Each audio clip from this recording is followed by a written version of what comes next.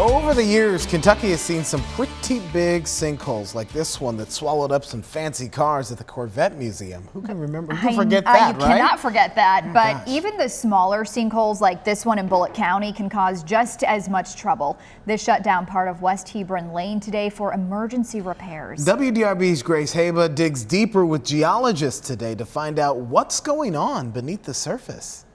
Large or small, sinkholes like this one here in Bullitt County seem to be popping up all around Kentucky. And it turns out there's something pretty big happening below all of us that makes things like this more common.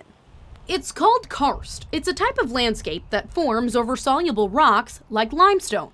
Experts say about 60% of the Commonwealth contains limestone. Natural waters like groundwater and soil water become slightly acidic, and over very long periods of time, that acidic water can erode those rocks. When that happens, it can cause things like caves, springs, and even sinkholes.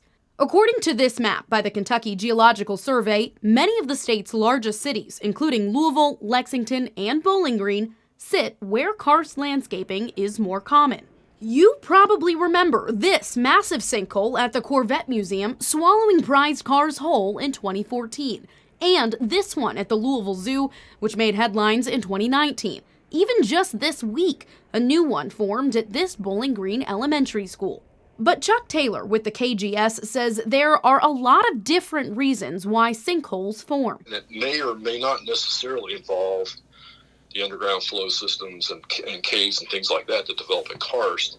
A lot of homeowners experience features like sinkholes on their property that are developing over things like buried utility trenches. And I'd say quite a few of the sinkholes I've actually gone to check out for people have involved a situation like that where it's more of a human created sinkhole. Taylor says larger karst sinkholes would likely be more of a problem further south than they are in Louisville due to different rock types. Still, he says they could happen here locally and says to be aware of any drainage or runoff work being done near your home. He also says to keep an eye out for any cracks to your foundation. With photojournalist Ian Cunningham, Grace Haba, WDRB News. And Taylor adds anyone wondering if their home sits on limestone can contact the Kentucky Geological Survey to learn more about what to watch out for.